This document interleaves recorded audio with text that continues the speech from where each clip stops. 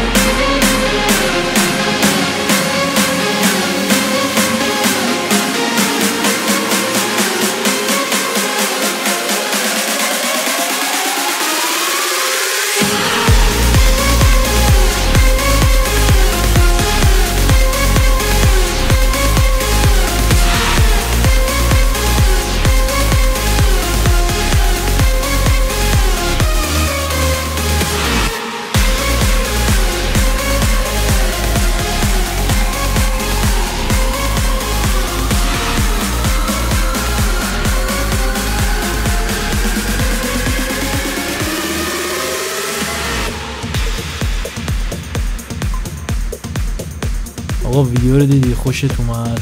مرسی که تا اینجا ما همراه بودی و ویدیو رو دیدی. این دکمه لایک هم واسه ما بزن، یه لمس ساده است دیگه عشقم. اینو بزن 4 نفر مثل خود بیا ویدیو رو ببینه. دمت گرم. کامنت شیر نکردی فدا سرت، یه ایموجی چیزی واسم بذار، بگو ویدیو بعدی چی باشه. بوس بهت.